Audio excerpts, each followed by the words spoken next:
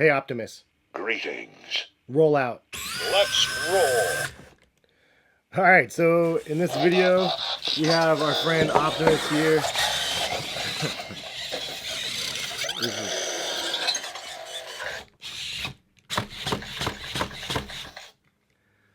In this video, I have a pair of sneakers that are the most worn pair of sneakers for myself this year, and I wanted to show you guys them because I think they deserve a second look.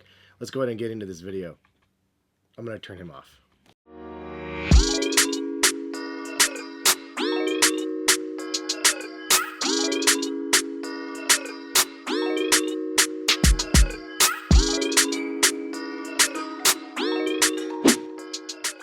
What is going on, guys? Hess here. Hopefully having a good day out there. Thank you guys for stopping by and watching. Hopefully you guys are having a good rest of the year with the holidays and stuff. Obviously, things are getting crazy out there nowadays, but appreciate you guys for stopping by. But in this video, I wanted to show you guys my most worn pair of sneakers for 2021. And actually, somebody mentioned this in one of my comments, and shout out to you who did that. That they wanted to see like my most worn sneakers or whatever. So I was like, all right, this is a good opportunity to show you guys one of my favorite shoes again of this year. Something that I was really happy the first month I was actually wearing these. I've worn them month after month. I've taken these on 3 different vacations this year. One in Hawaii, one in Arizona, and then once in Las Vegas. And it's one of my go-to pairs of sneakers for comfort. And without waiting any further, here we have it. It is a pair of New Balance shoes, and this is the Lerato, if that's even how you say it. I apologize if I'm butchering the name. Now, I know at first glance it does not appear to be anything crazy or anything special, but trust me, this is one of those shoes that I was absolutely blown away with the first time I tried them on feet. Then I looked at them up close in details, and I was actually like really impressed with what they ended up delivering in this model. Now, this is one of the most expensive models from New Balance on the running side, and that's right, this is actually a running sneaker. But the thing is, this is done in such a perfect way. This shoe definitely can be worn from the lifestyle perspective. It's a shoe that I keep going back to on feet because this is like an engineering marvel. The midsole in this is absolutely magnificent. It has the New Balance FuelCell, which is extremely soft and squishy. It's their responsive high energy return foam, but it's so incredibly soft and squishy that honestly, I just love to feel it all day. And this does have a rocker plate in the middle, so you can't bend it backwards as you can see like this. But it is not something where it is so extreme that you feel like the crazy toe off rocking and you flex your calves the entire time, which is something that you kind of feel like in the Nike Alpha Fly and those type of shoes. But this midsole is amazing. It has a carbon fiber trim around the heel clip as well, which means that this is actually a very stable shoe also. So, and the price point I think is $225 to $250 depending on the colorway, which I know some of you guys are like, oh, I'm done here. Thanks, Hess, for your time, but no thank you. I get it. The price is expensive, but you know, we are used to paying $170 for Air Jordan 1s. The Air Jordan 11 Cool Grays were like $220, $225 this year also.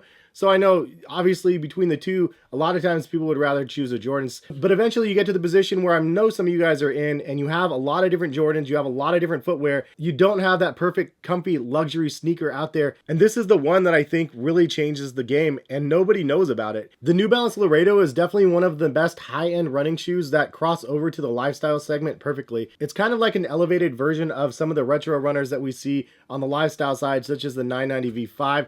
This is kind of like an updated, newer tech version of that in a sense. But I really think that this model, if given the proper energy, it could go crazy. I think that this could be like the one that everybody goes nuts for. I know I have been, and it's funny when I run into people that are wearing, you know, Jordans and Off-Whites and stuff like that, and then they see me wearing these and they're probably like, huh, what is Hess wearing? They don't know about the shoe, and most of the people out there don't know about what these are. So it's kind of fun for me to be able to bring attention to what New Balance is making in this model. So the New Balance Lerato, from what New Balance says, I'll go ahead and get in some words. New Balance says, our Lerato delivers the cushioning and support needed to help you go the distance. These innovative men's running shoes were designed to help make training more enjoyable with their highest energy return, performance foam currently on the market, and carbon fiber plate to provide a responsive ride with premium rebound that helps push you even further. A TPU heel clip offers stability, while the modern looking mesh upper gives these runners style that is as impressive as your performance. Now for sizing on these, I went with a men's 9.5, which is my true to size, and then I also got the wide version, which is pretty dope. They do have wide foot versions, and that's kind of something a little bit rare for the plated shoes. The mesh over the toe box is really nice. It's like double layered, and actually I've worn these a handful of times without socks,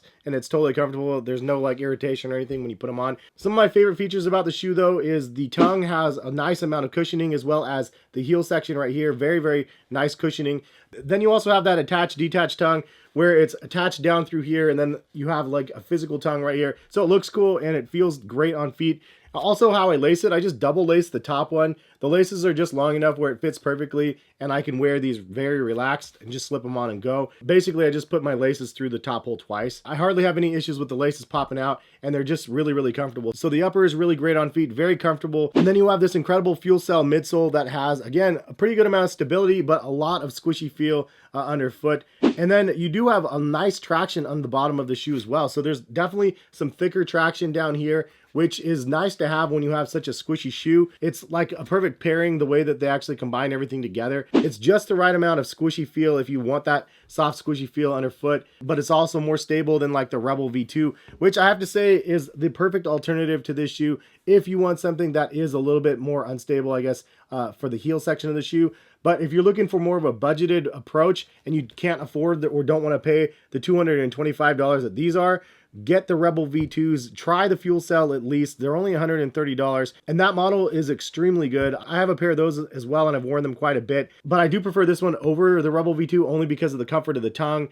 and just the way it feels on feet. But the Rebel V2 is a surefire hit, especially at that $130 price point. The midsole is absolutely amazing on that one as well. But this is just one of those shoes that nobody's talking about it, and part of the reason why I think is because of the price point. But New Balance has a lot of lifestyle shoes up in the $200 price range as well. We also do have some other performance models in that $225 range as well, and these are both fuel cell as well. This is the RC Elite 2, and then this is the Stone Island collaboration, which is exactly the same model but the collaboration version, which they did a great job on this one. I was actually surprised to see they did the collaboration on this model. My preference, honestly, they should have done it on the Lerato. It's less known, and I think that this would have been really rad. This is like definitely the race day shoe that most runners go to, and it's crazy soft and squishy. But honestly, from a casual perspective, like I would definitely go with this shoe over top of this one, even though they're both for running. But that's just my thoughts. Anybody else own a pair of these? Drop a comment in the comment section and let other people know what you guys think about the model, because from a casual perspective and somebody that's a sneakerhead like myself that just enjoys footwear but also wants something that's very soft and squishy and comfortable,